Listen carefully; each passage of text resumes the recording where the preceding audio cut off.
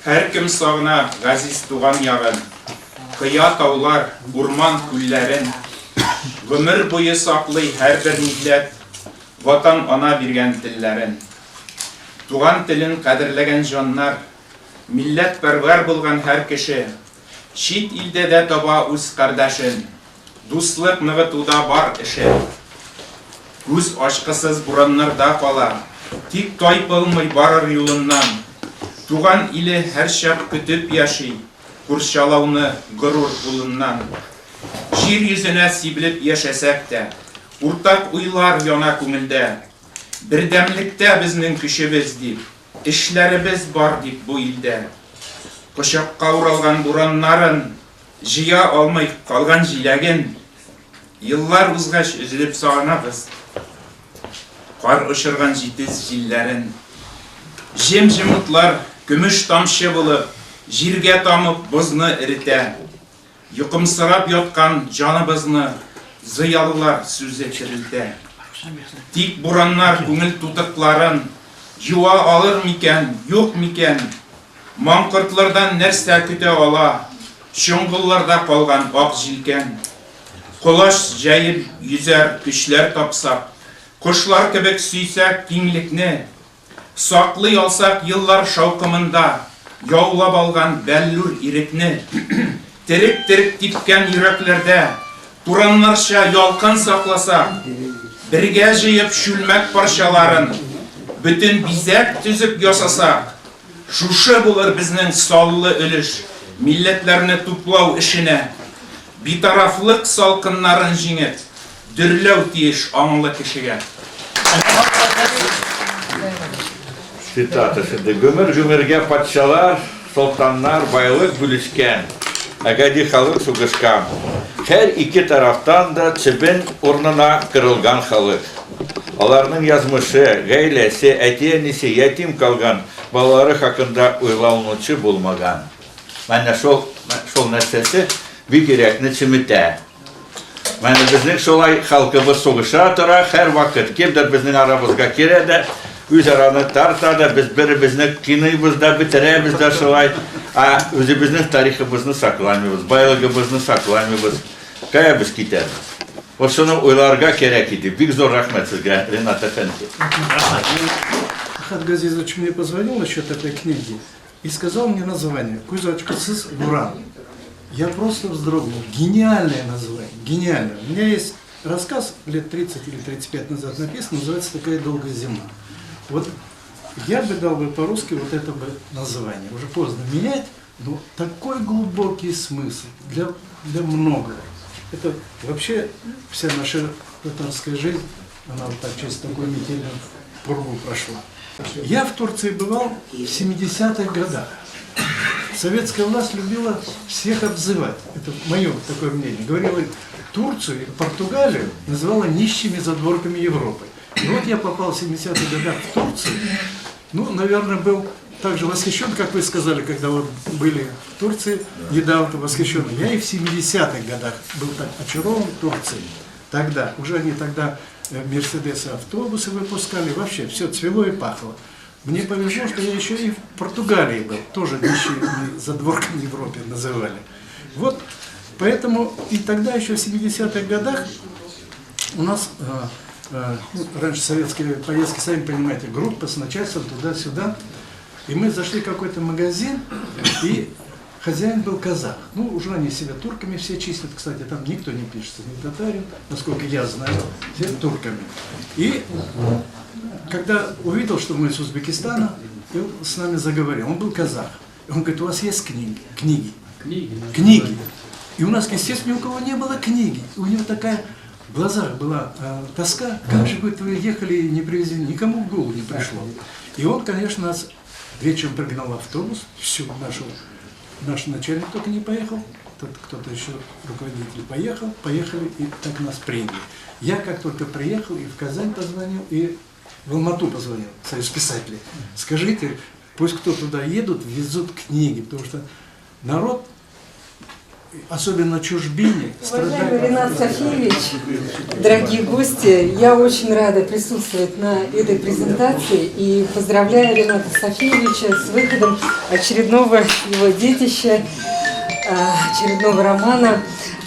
Так уж случилось, что с Ренатом Софиевичем мы знакомы достаточно недавно, но буквально с первого его романа, который мне удалось до половины пока еще прочитать, просто недавно познакомились, роман «Крушение», я стала его абсолютно горячей поклонницей, потому что меня поразил вот этот легкий слог, правда жизни, вот особенно вот этот момент, когда Борис Николаевич Ельцин уехал там, спрыгнул в трамвай. То есть буквально вот, я подумала, из каких еще книг вот я могу, например, это прочитать. Больше вот нигде. Поэтому, Ренат Софиевич, спасибо вам за честность, за эту правду жизни, за деликатность, не выпячивание себя, за эту историю нашей страны.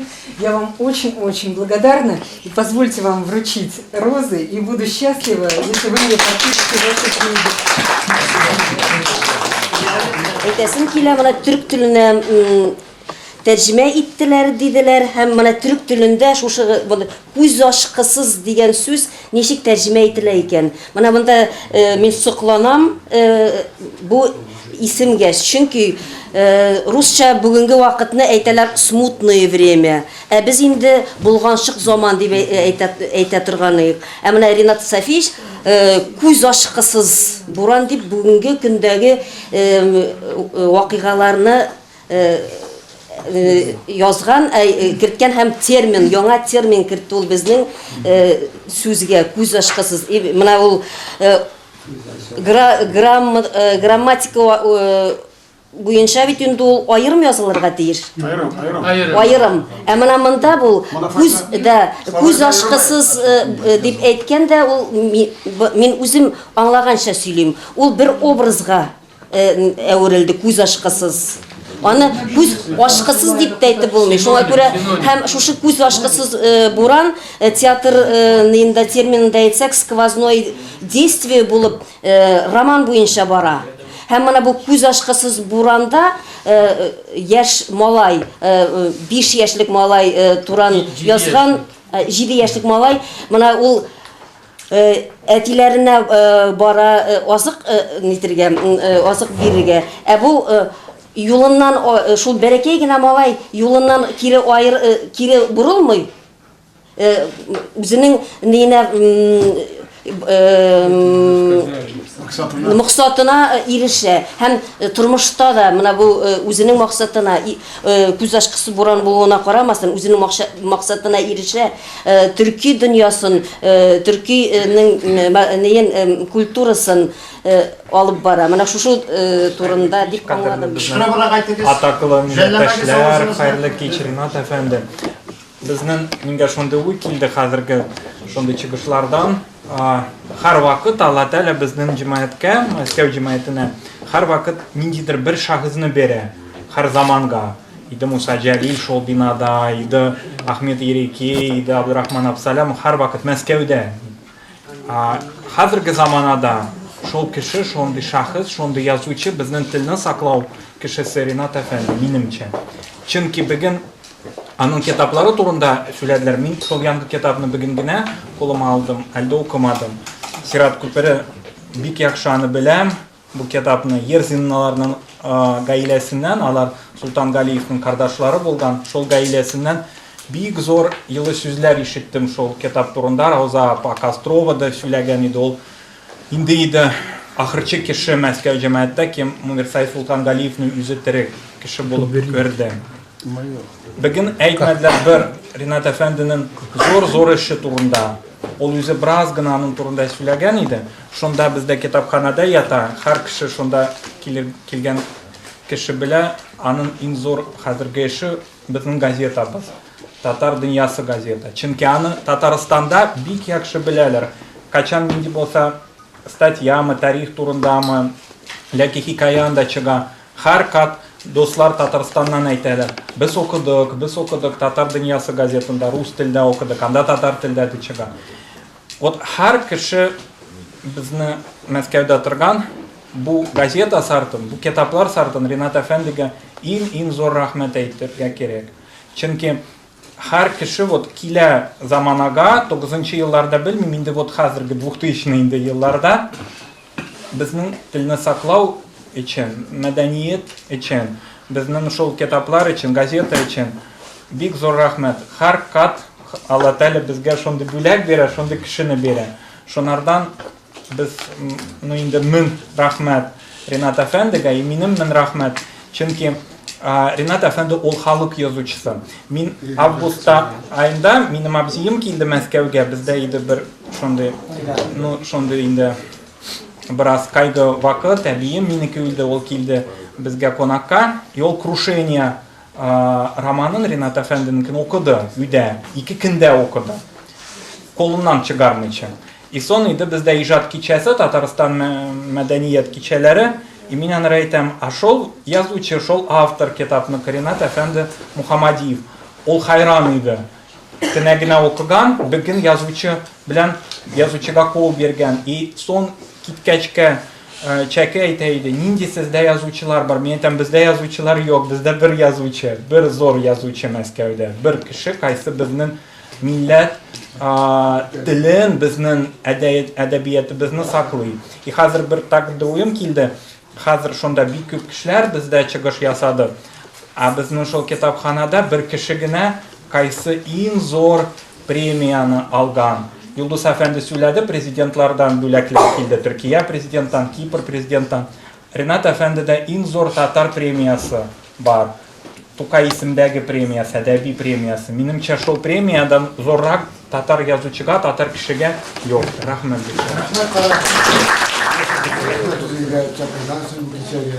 Менә бүген Байырда күрсәтү командагыз бу китапнамда укырсыз бу бик кирәкле китап. Татарча, чын татар телендә язылган китап. Шуның өчен ул сезгә беренчедән öğretir, Tatar tilinde okuyup çıksanız yaxşılığına. İkinciden, sizge Türkü halkının niçin yaşayın, niçin sizge kimde tanda bulanmıyor. İlna Safiysk'a возможность bulganda barıp sizgen, gösterip bizge, bu kitabaşa Türkü halkının birden ikenin, bir tamırdan çıkan ikenin gösterdiği Şunun için ben kıskan ettim. Şu benim etkenlerime kıskadına, Tatar halkına, sizlerine var, şunlarga yakınaya, Tatar halkın, büyük halı. Çınılap yarattın seni, senin tilin sandugaçның, sayırı turgan mung tili. Tatar halkım, tırış, unganda sin, küpne kürgen, cirini söygen, gün kübeli, yandasın. Tatar halkım tudurgan, büyük şairiyet dünyasın, sinde matur, gurur ilham, bir tuttalmı, yazlarsın rahmet.